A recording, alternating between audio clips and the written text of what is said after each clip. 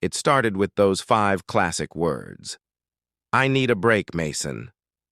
She said them with a softness that felt rehearsed, like she'd been practicing in front of a mirror, finding just the right balance between pity and resolve. Rael stood at the kitchen counter, swirling her wine glass. She was glistening with a guilt that might have been real, or maybe it was just for show. I watched her, her posture too straight, like she was bracing for a fight. But there was no fight left. In me, I'd been running on fumes for months, ever since she started coming home later, her perfume different, her phone buzzing at midnight with muted laughter. I knew something was off. But I'd hoped, God, I'd hoped, it was just work stress or maybe her anxiety flaring up again. But then she said it. "I need a break." "Mason!" The words hit me harder than any slap. I felt them in my bones. I could almost hear the final click of a door locking behind me. I tried to hold her gaze, but she turned away too quickly, focusing on the swirl of her wine, as if it could tell her something she didn't already know. "I've lost myself," she continued. Her voice cracked like a porcelain cup splitting under pressure. No contact, for clarity. That's what she called it. Clarity. Like our marriage was some foggy mirror she needed to wipe down. Alone. I didn't yell. I didn't beg. Even though part of me wanted to grab her arms and shake her out of whatever trance she'd slipped into. But I didn't, because the woman I married was asking for space. And if space was what she needed, who was I to deny her that? She packed a single duffel bag. Just enough clothes for a week, maybe 2. She said she'd stay with her sister, Nayan. I watched her move around the apartment, carefully selecting what to take, what to leave behind. Her favorite cardigan. The worn-out yoga pants she always wore on Sundays. A half-empty bottle of rose-scented lotion. It felt like she was curating a version of herself to take on her journey, like I was no longer part of the exhibit. I stood by the doorway, silent, as she zipped up the bag and looped the handles over her shoulder. She didn't meet my eyes, and I didn't push for it. She paused at the door, one hand on the knob, and let out a sigh that sounded like a rehearsal for a different life. "I'll call you when I'm ready," she said, her voice small. I nodded. That was it. No kiss, no promise. Just a whisper of an apology and a final click as the door closed behind her. I didn't chase her. I didn't call out.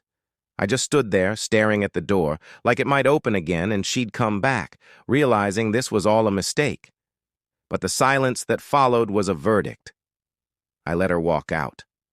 I told myself it was what she wanted, what she needed. But deep down, I couldn't help feeling like I'd just watched the end of something I tried so hard to build, something that used to make sense, but now felt like a story written in a language I no longer understood.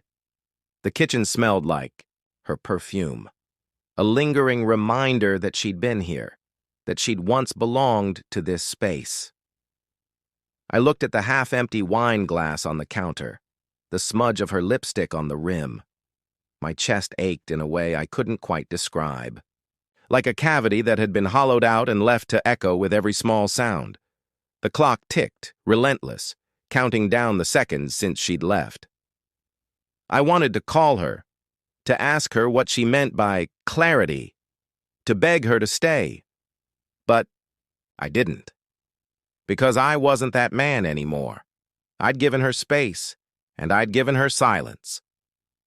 I wandered into the living room, staring at the couch where we'd sat together so many nights, tangled up in blankets and each other's stories. Now it felt like a museum piece, an artifact of a life that no longer belonged to me. I sank into the cushions and let the silence settle around me like a blanket. I didn't know then that I was watching the end begin, that every small choice, every quiet second, was leading me to a moment I couldn't yet see. The wine glass in the kitchen gleamed under the overhead light.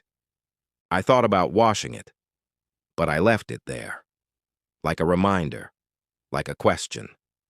The air felt different, stiller. Even the hum of the refrigerator seemed to carry a different tone, a note of finality that rattled my bones. I pressed my palms, together the skin dry and unfamiliar. My thoughts wandered to Nain's place. How Belle would be there, telling stories about our marriage that would paint me as the villain or the victim, depending on the audience. I wondered if she'd mentioned the nights I'd stayed up worrying about her, or the days I'd worked, overtime just to give her everything she'd ever asked for. I closed my eyes and let the darkness come. In that moment, I decided. I wouldn't call. I wouldn't text. I wouldn't chase her down the path she'd chosen. If she needed space, I'd give it to her. If she needed silence, I'd let the silence fill the air between us like a wall.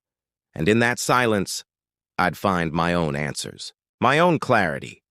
Because if she could walk out so easily, maybe I needed to know who I was without her.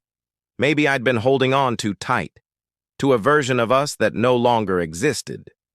So I sat there, breathing in the quiet, letting the weight of her absence sink in. And in that stillness, I realized something. Sometimes the beginning of the end feels just like any other Tuesday night, just like any other sigh at the door, just like any other whispered, "I just need space."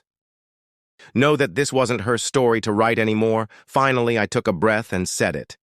"There is no us, Belle." The words came out level, sharp, no tremble, no apology, just the truth. She sucked in a breath, and I imagined her eyes widening, in that way they always did when she didn't get what she wanted. "Mason," she whispered, "please. I've been working on myself. I know I messed up. I know I hurt you, but I needed time. I needed to figure out who I was without you." Her voice broke again. "I just want to try, just one more chance." Closed my eyes, gripping the phone like it was the last lifeline between me and the past. My chest tightened, but I didn't let it break me. I'd given her all the chances she asked for. I'd given her space. I'd given her time. I'd given her everything, even when it hurt. But I wasn't going to give her more than I had left. "Real," I said, voice steady. "You had your chance. You made your choice. I'm not a backup plan." Silence on the other end, the kind of silence that vibrates with regret. I could almost see her standing somewhere she thought was safe. Phone pressed to her ear, eyes wide with